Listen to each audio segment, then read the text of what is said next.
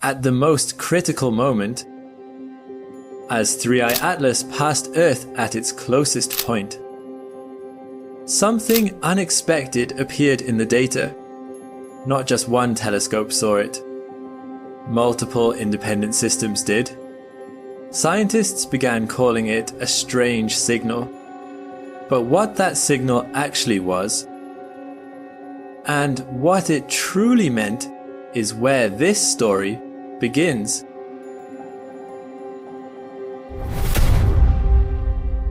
The phrase strange signal did not originate in a laboratory or a peer-reviewed paper. It appeared first in headlines, thumbnails, and short clips, spreading rapidly in the narrow window just before and after 3i Atlas passed Earth at its closest distance. In a matter of hours, fragments of real observations were repackaged into a single dramatic narrative, one that travelled faster than the data itself. What made the situation more confusing was that very different phenomena were treated as the same thing. Radioactivity, X-ray emission, and optical comet spectra were blended together under the single label of a signal, even though each of them comes from a completely different physical process and tells a very different scientific story. Timing amplified the confusion. The closest approach lasted only a short period, measured in tens of hours, which meant any fluctuation, gap, or unusual pattern immediately drew attention. In such moments, even normal observational noise can feel meaningful when stripped of context. As the discussion evolved, the central question quietly shifted. It was no longer about whether a signal existed. It became about definition. What exactly were we calling a signal? And who was deciding where observation ended and interpretation began? As speculation intensified online, the scientific response moved in the opposite direction, toward precision and restraint. The most comprehensive radio search was carried out by Breakthrough Listen using the Green Bank telescope, timed deliberately to coincide with the closest approach window of 3i Atlas. 4 radio bands were scanned, spanning from 1 to 12 gigahertz, a range that includes many frequencies where human technology typically operates. The logic behind this search was straightforward.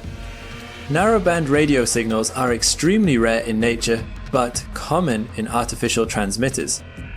If an active technological system were broadcasting continuously from the object, even at modest power, it would stand out clearly against the natural radio background. Yet, after careful filtering and verification, no such signal was found above a threshold on the order of 1/10 of a watt in isotropic equivalent power. Crucially, this result did not stand alone. The Allen Telescope Array conducted an independent campaign, observing for many hours with different instrumentation, different analysis software, and a different team. Their conclusion aligned with Green Bank. No persistent narrowband emission consistent with technological transmission was detected. When multiple systems with independent pipelines converge on the same outcome, the meaning of the result changes. This was not a failure to detect something ambiguous.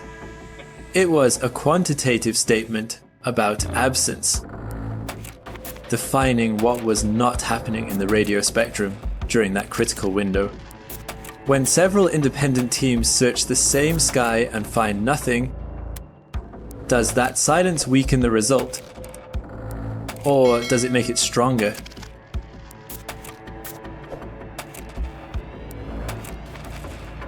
The phrase radio signal became especially misleading once spectral data entered the conversation.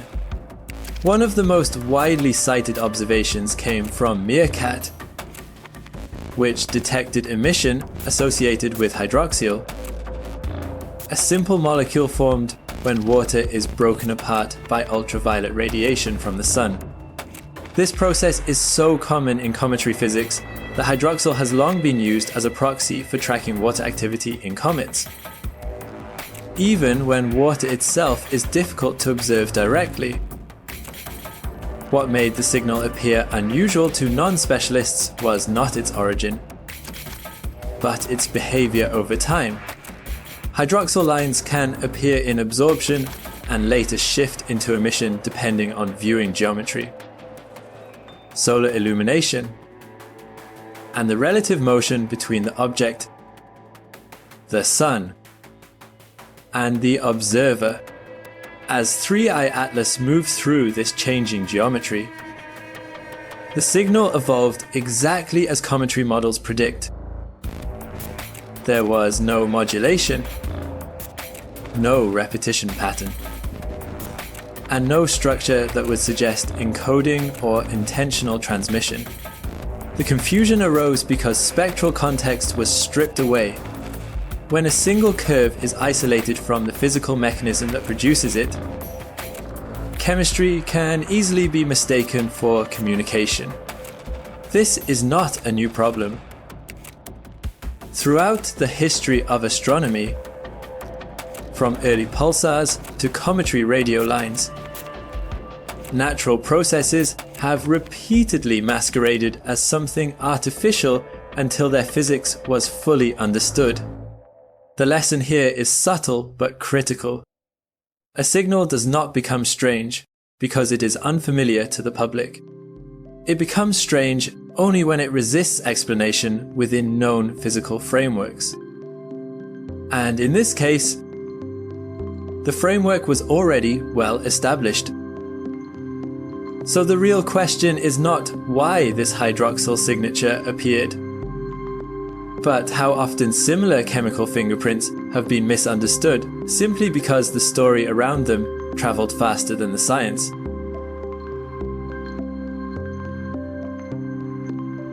Building on that misunderstanding, the story took another turn once X-ray data entered the discussion. After radio signatures were misread as communication, the appearance of an extended X-ray glow around 3-eye atlas pushed speculation even further, especially when some descriptions framed it as a protective shield rather than a physical process.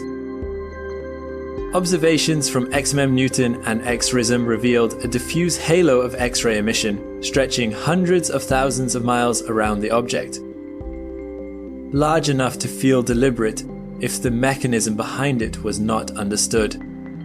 In reality, the explanation fits squarely within plasma physics.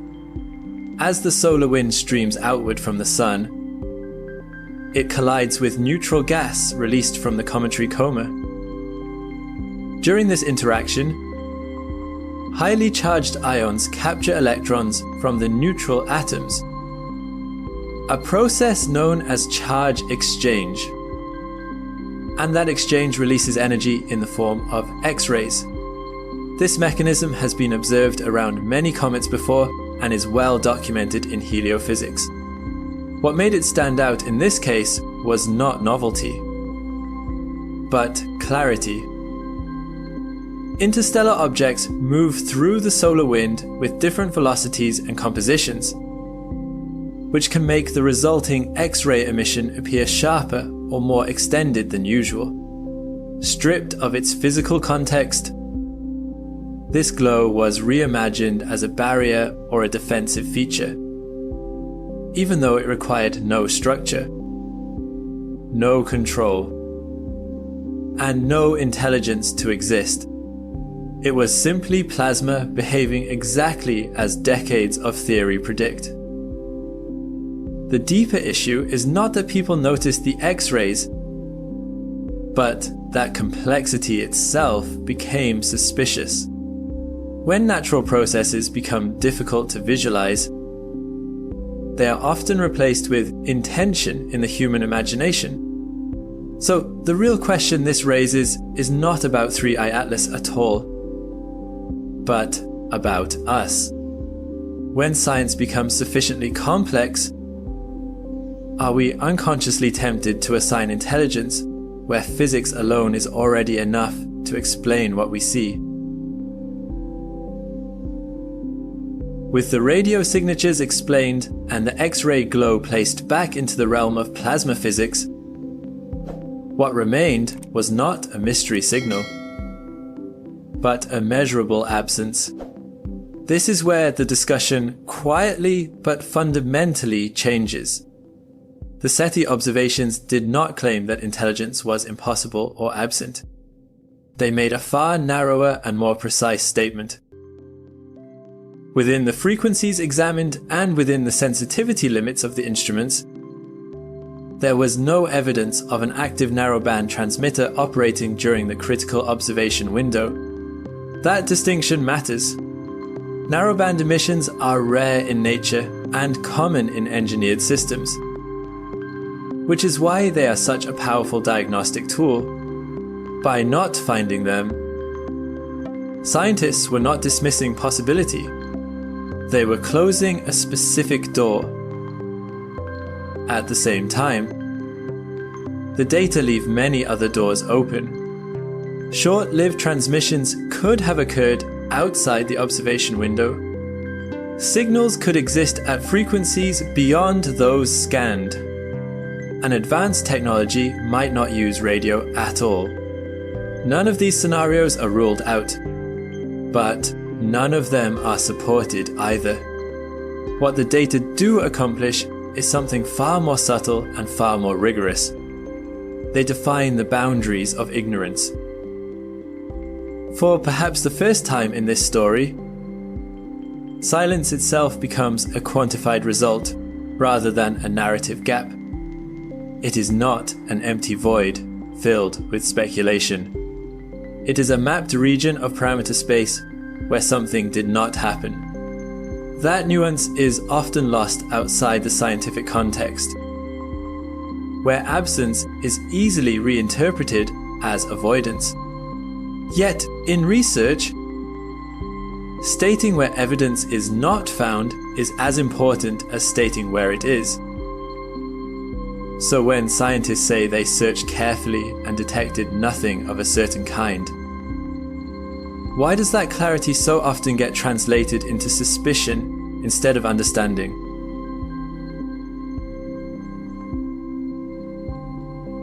What 3i Atlas ultimately leaves behind is not a message, but a mirror. It shows us the limits of how modern science responds when something truly unfamiliar passes through our neighborhood of the universe. There was no interception mission, no close approach, no physical sample returned to Earth. There was only a brief window of distant observation, measured in days rather than years. And once it closed forever. The data we gathered were powerful enough to dismantle many dramatic claims, yet still incomplete when it came to answering the deepest questions people wanted resolved. And that tension is the real legacy of Atlas. The lesson was never about aliens hiding in the noise or signals waiting to be decoded. It was about how science actually works when certainty is impossible and time is limited. It advances carefully. It narrows possibilities, and it resists the urge to fill gaps with imagination. In a culture trained to expect instant answers, that discipline can feel unsatisfying, even uncomfortable, but it is precisely that restraint that separates understanding from belief. 3i Atlas has already vanished into the outer darkness, carrying answers we will never retrieve. What remains is a choice. When the next interstellar visitor arrives, Will we chase rumors and shortcuts once again?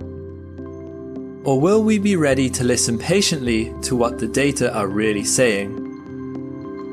If you want to keep exploring these questions with clarity, depth, and respect for the science behind the headlines, consider subscribing to the channel.